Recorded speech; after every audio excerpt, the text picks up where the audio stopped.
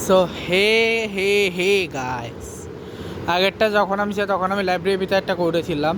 ক্লাসের সময় আমি ভাবছিলাম করবো, বাট করিনি, কারণ ক্লাসে ডিস্টার্ব করতে চাইনি। আর সেকেন্ড ক্লাসটা করলাম। আচ্ছা, ওই ব্রেকের পরে কী হয়েছে সেটা এখন বলবো। আর ভাই, এইটা যে হবে আমি পেলাম এক্সপেক্ট করে, সেটা বলতেছে কী হয়েছে। প্রথমে বলে দিই যে আমি, হ্যাঁ, আজকে ইয়ের পরে আমাদেরকে ওই ফার্স্ট লেসনটা পড়ালো, এবং আমি একটা বইও নিয়েছি। বইটা নিয়ে আমি একটা সেপারেট ব্লগ করবো। আমি আজকে ভাবছিলাম আমি একটাকে আর্ট করবো, বাট আমার মাথায় ছিল না যে আমি অলরেডি ওই ব্লগটা, এটা একটা সেকেন্ড ব্লগ, মেইন ব্লগ দেবো 3টা, এবং বইয়ের ব্লগটায় আমার 6টা ব্লগ, অলরেডি 4টা ব্লগ আগে থেকে দেবো। এইটার সাথে টোটাল প্রথম 6টা ম্যাচ আমি আনবো, ঠিক আছে। আমি ফার্স্টে 8টা আনবো ভাবছিলাম, এবং আমি ভাবছি জিমে বসে করবো, কিন্তু সম্ভব না জিমে বসে করা। আমি আগে বাসায় গিয়ে আগে স্নান করে আগে ব্লগগুলো করে নেব, ঠিক আছে। তোমরা আজকে এটা পেয়ে যাবে, ঠিক আছে। আর কালকে হচ্ছে ডেফিনেটলি কালকে ওই 2টা মেইন ব্লগের সাথে 7 থেকে 12 আসবে, 7 থেকে 14 আসবে, ঠিক আছে।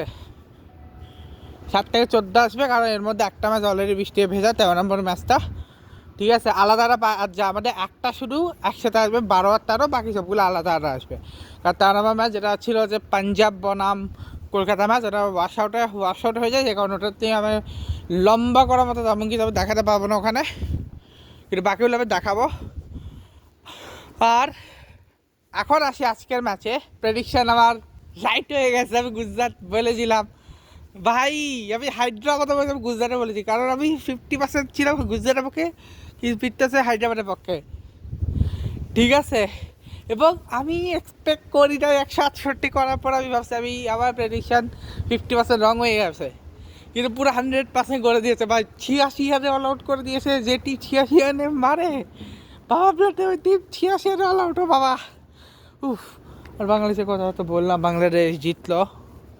আর ভাই, বাংলাদেশ এখন পয়েন্ট টেবিলে 6-এ আছে, খুব শীঘ্রই পয়েন্ট টেবিলে 5-এ উঠে যাবে যদি নেক্সট ম্যাচে জিতে। ঢাকার পিছিয়ে ব্যস্ত হয়ে জিতার পরে ভাই পাকিস্তানের ওদের একজন স্পোর্টস অ্যানালাইটিস ওদের ধুয়ে দিয়েছে, লিটারেলি ধুয়ে দিয়েছে। তো সেসব ছাড়াও আমি সেসব নিয়ে অলরেডি বিস্তারিত ব্লগ এনেছি। আমি পুরো টেস্ট নিয়ে একটা আলাদা একটা ব্লগ বানাবো ভাবতেছি। সরি, আজকে হচ্ছে, হ্যাঁ ঠিক আছে, আমি টেস্ট নিয়ে একটা আলাদা একটা ব্লগ বানাবো ভাবতেছি, তবে সেটা আজকে না কালকে বানাবো, দেখি।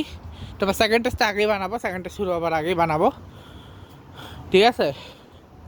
না না, কালকে বানাবো না, পরশুদিন বানাবো। পরশুদিন হচ্ছে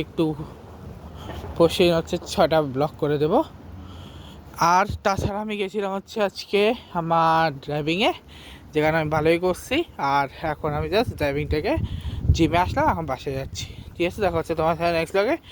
এই ছিল আপডেট দেওয়ার মতো। এই ব্লগ থেকে গুড বাই।